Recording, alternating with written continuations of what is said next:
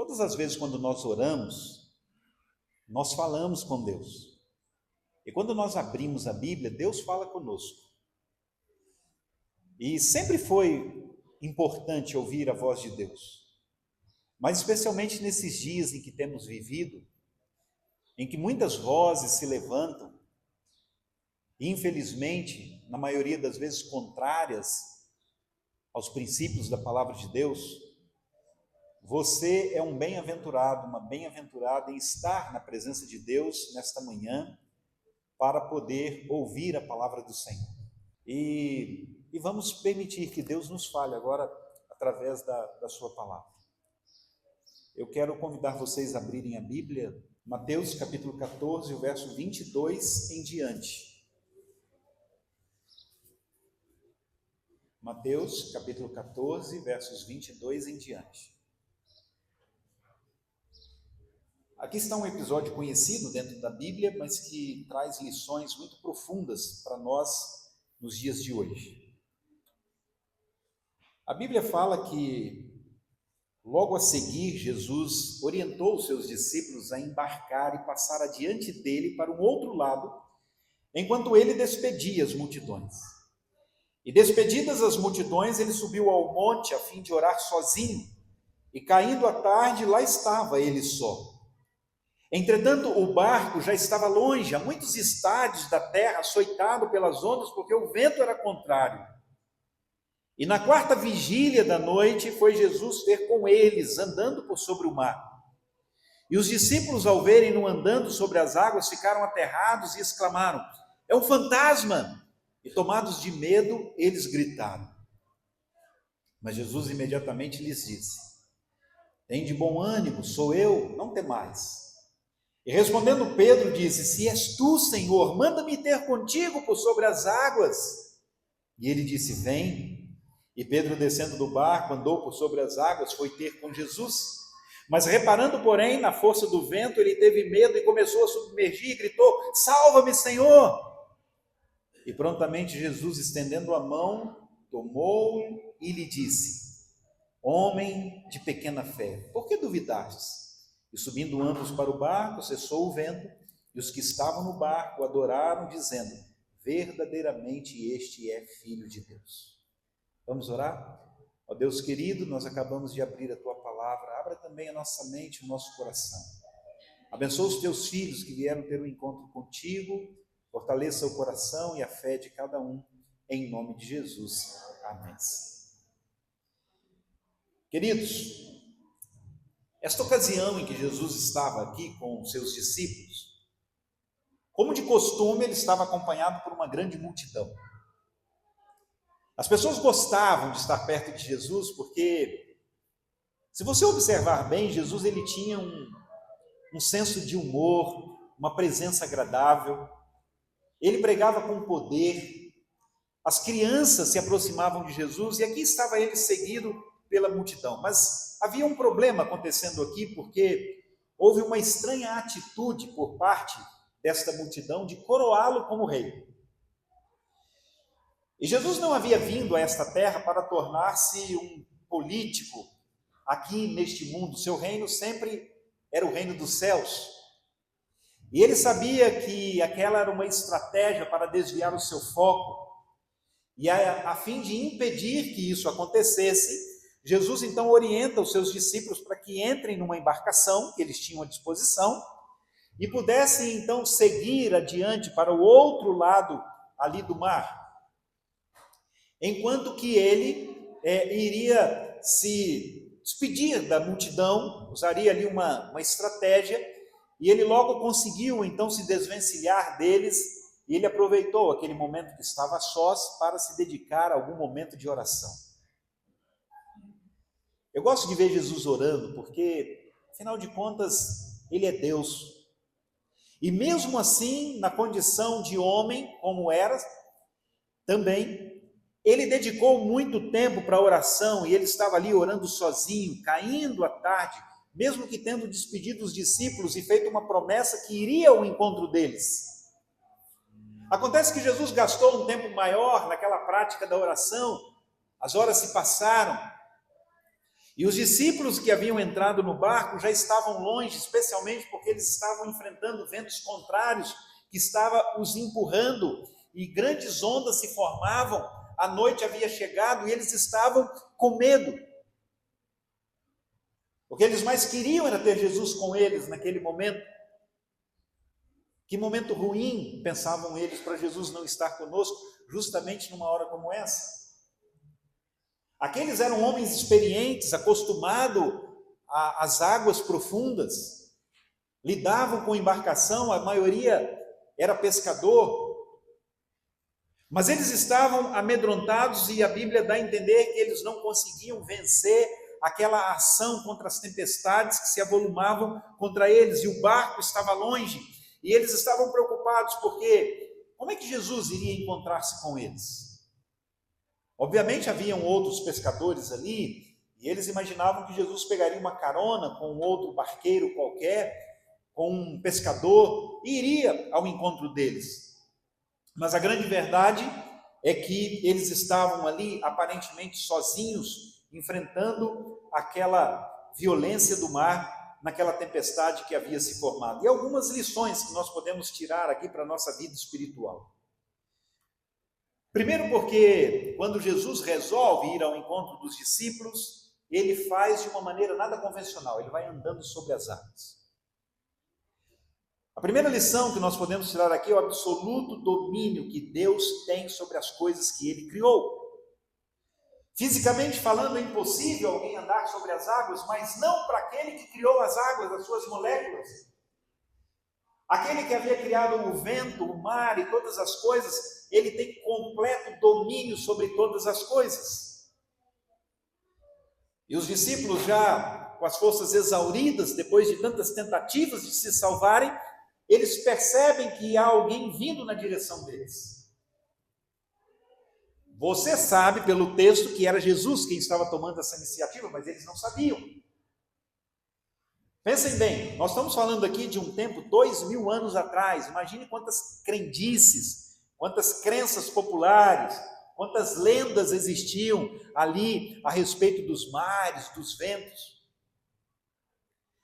Eu fui secretário da associação lá no Amazonas, e eu tive a oportunidade de viajar algumas vezes à noite por alguns rios, Rio Negro, Solimão e outros rios, Rio Madeira. E não é exagero dizer para vocês que alguns desses rios, gente, parecia mar. Tinha lugares que eu viajei lá no Amazonas que você não conseguia ver a terra para nenhum dos lados que você olhasse. Tamanho era a largura dos rios. Imagine só você. Eu viajando à noite ali, com alguns ribeirinhos. E aí imagine, né, pessoas muito simples, humildes, que moravam ali, nunca haviam viajado mais de 100 quilômetros de onde eles moravam. Algumas vezes eu estava ali na companhia deles, naqueles barcos de noite, noites escuras, algumas noites bonitas, claro, de lua cheia. E aí vocês imaginam as histórias que eu ouvi. Passou aqui, ó, diz que no meio desse rio, de noite, quando é lua cheia, acontece isso, aquilo, tem uma criatura marítima aí, na verdade nem era marítimo, porque ali não é um mar, mas era de rio. E essa terra que os pescadores já pescaram, é um animal muito estranho. Eu acredito que realmente deva haver alguns peixes, criaturas estranhas, porque o rio é muito profundo, é muito grande, e eu acredito que é possível que haja, mas a grande maioria você via que era especulação, era lenda, era crença popular. Agora imagina nos dias dos discípulos. E quando eles olham e veem assim um vulto, eu fico imaginando de repente um relâmpago, né? Ainda mostra ali a distância, alguém caminhando sobre as águas. Eu nunca tinha visto alguém caminhando sobre as águas. E não demora muito, eles então gritam, é um fantasma. Porque eles imaginavam que poderia ser isso que estava acontecendo, mas porque embora fisicamente impossível, aconteceu. Deus estava na pessoa de Jesus caminhando sobre as águas, e isto mostra a grande lição, que nada está fora do controle e do conhecimento de Jesus. Jesus sabia do que eles estavam passando. Jesus sabe o que você passa, das crises que você enfrenta. Jesus sabe das lutas que você tem, dos temores, dos fantasmas que normalmente podem te assombrar, Jesus conhece. E ele pode até permitir que o seu povo seja submetido a um teste por um tempo, talvez, maior do que o imaginado. Porque vocês viram aqui na Bíblia que Jesus foi estar com eles na 4ª vigília da noite. Talvez você não saiba, e eu vou então dizer para você, os judeus, diferente dos romanos, eles dividiam a noite em 4 vigílias. A primeira vigília começava quando o sol sumia, ao pôr do sol. A primeira vigília ia mais ou menos das 6 horas até as 9. A segunda das 9 à meia-noite. A terceira de meia-noite às 3 da manhã. E a 4ª vigília das 3 da manhã até a hora do nascer do sol. Qual foi o momento que Jesus foi encontrar-se com eles? Na 4ª vigília. Talvez Jesus não venha ao seu socorro e ao seu encontro na primeira vigília. Talvez não venha na segunda. Talvez ele não atenda a sua expectativa de vir ao seu socorro na 3ª vigília, mas uma certeza eu posso te dar: Jesus sempre virá ao socorro dos seus filhos, ainda que na 4ª vigília. A 4ª vigília era o momento de maior escuridão, de maior frio. Você já teve a oportunidade de escalar algum monte muito frio? Eu já escalei alguns, já passei aperto, prometi para mim que eu nem voltaria mais. E eu ficava louco para o sol nascer, porque, aliás, o objetivo maior era chegar lá, bem antes do sol nascer, para você não perder essa cena lindíssima. Mas você sabia que o momento mais frio da madrugada é justamente na 4ª vigília, momentos antes do sol aparecer, é o momento mais frio, é o momento de maior escuridão, é esse da 4ª vigília. E foi o momento que Jesus foi ao encontro dos discípulos. Com os olhos da fé, nós haveremos de contemplar Jesus vindo. E quando Jesus se apresenta ali, porque os discípulos estavam ainda com medo, ele diz assim: olha, não temas, não temas. Tem alguma coisa que te aflige hoje, que traz medo ao seu coração? Jesus está dizendo: não temas. Não temas foi a mensagem que ele disse: tem de bom ânimo, sou eu. Com os olhos da fé, nós podemos perceber que Jesus está caminhando conosco. E aí então Pedro diz assim: Senhor, se és tu, manda que eu vá então ter um encontro contigo. Pedro sempre é muito afoito, ele sempre tomava assim decisões precipitadas. Mas há uma lição aqui, porque Jesus pode conferir poder àqueles que nele confiam. Quando você olha Jesus andando sobre as águas, já era um milagre. Mas não era algo, vamos dizer assim, nada demais, porque ele era o criador de todas as coisas. Mas agora, fazer um pobre mortal como eu e você andar sobre as águas era um milagre ainda maior. Aquilo requereu uma atitude de coragem de Pedro para correr um risco, mas também houve um discernimento de que o chamado era de Jesus, porque ele diz assim: se és tu, Senhor, manda-me ir ter contigo. Ele não queria tomar uma atitude por ele mesmo. Ele só queria sair do barco se fosse sob a orientação e a ordem de quem? De Jesus. Se és tu, manda eu ir ter contigo. Que fé evidenciada de Pedro! Enquanto todos os outros continuariam no barco, Pedro viveria uma experiência de ir andando sobre as águas e ter um encontro com Jesus. E aí Jesus fala assim: vem.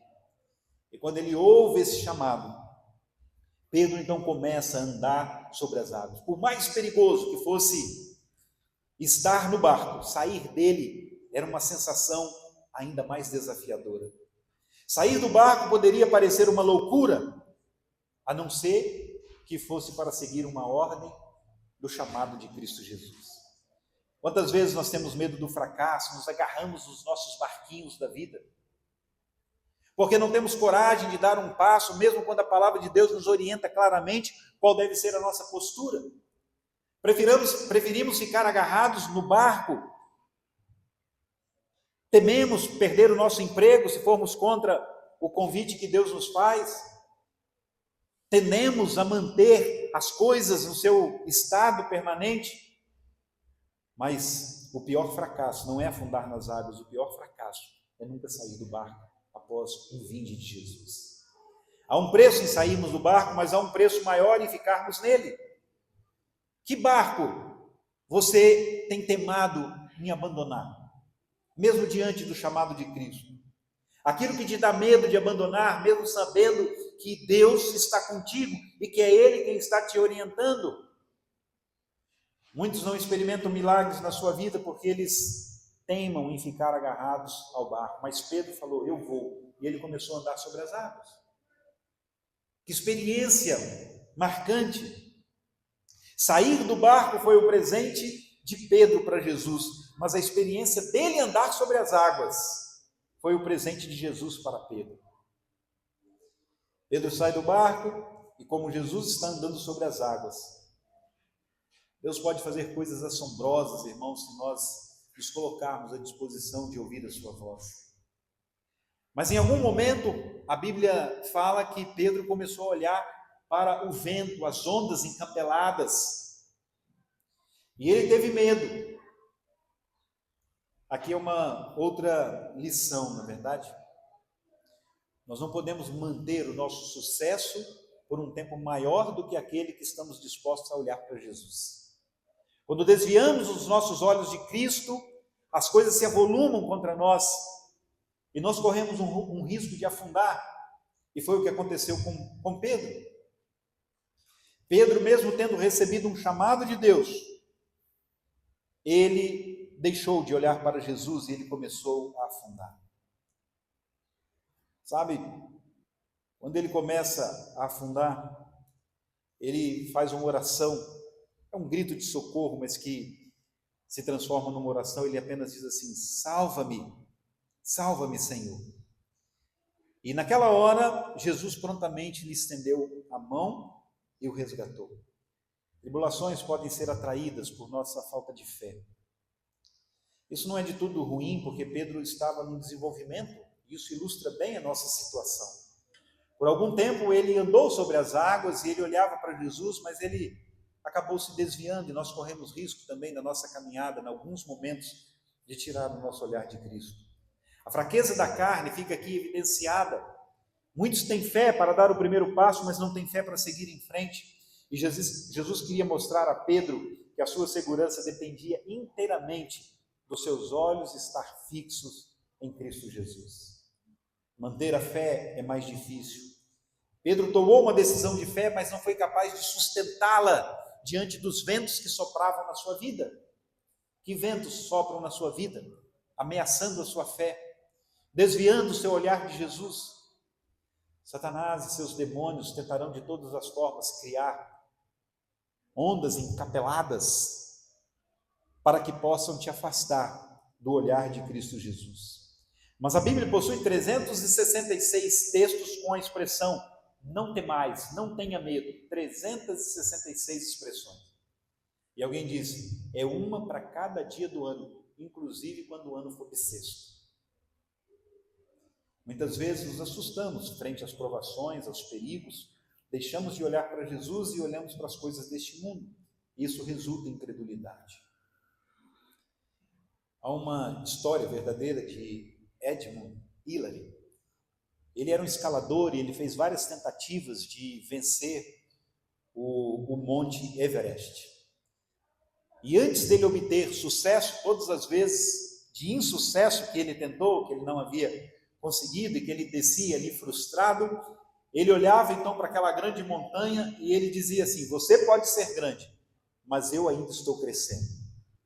E ele conseguiu um dia escalar aquela montanha. Os problemas podem ser grandes, mas se nós estamos em Cristo, nós podemos crescer, porque a vereda do justo é como a luz da aurora, que vai brilhando mais e mais, até ser dia perfeito. A última lição que eu tiro desse texto é quão misericordioso é o Senhor para com aqueles que erram. Salva-me, gritou Pedro. E Jesus, o que ele fez? Prontamente disse, olha, eu não serviria para ser Jesus, porque eu ia deixar Pedro tomar um pouco de água. Eu ia falar assim, você não crê em mim, você tirou o olho de mim, agora afunda aí um pouco. Eu ia ver ele passar um pouquinho de aperto primeiro para ele aprender. Mas ainda bem que Jesus não é assim, né?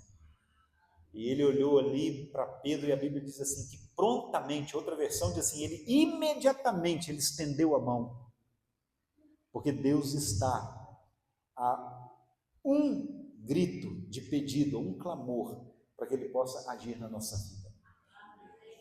Nada está perdido se você ainda não experimentou orar. Pedro, ele pediu. E embora Jesus faça uma reprovação, moderado e gentil, homem de pequena fé, ele está disposto a amparar aquele que chama por ajuda. Por isso a Bíblia diz em Salmo 94, 18, quando o nosso pé resvala, ele nos sustém. Temos um alvo, mas se erramos, ele nos ajuda, jamais nos abandona. Mas não devemos nos contentar com uma pequena fé, por isso a Bíblia diz lá em Lucas 11, Senhor, aumenta-nos a fé, porque isso é possível que ocorra na nossa vida. A fé deve nos levar a considerar o chamado de Deus, discernindo a sua voz e rompendo com o nosso medo, e com qualquer segurança que nos faça preso ao nosso barco. Se errarmos, não precisamos nos desesperar. Podemos clamar pelo socorro daquele que está pronto para nos socorrer. Que nós possamos, ao olhar para essa história, aprender a depender do poder de Deus, a confiar que Ele acompanha os seus filhos, que Ele sempre nos socorre nos momentos de angústia e de tribulação. Que possamos aprender com o poder da oração, que possamos ser incentivados a crescermos na nossa experiência de fé. Todos esses ensinamentos são contidos aqui nessa história. E que essa história nos inspire, que ela nos motive a crescer, que ela nos faça seguir o chamado de Cristo e a vivermos lindas experiências com o Senhor. Esse é o desejo que eu tenho, essa também é a minha oração. Que Deus nos abençoe a todos. Amém.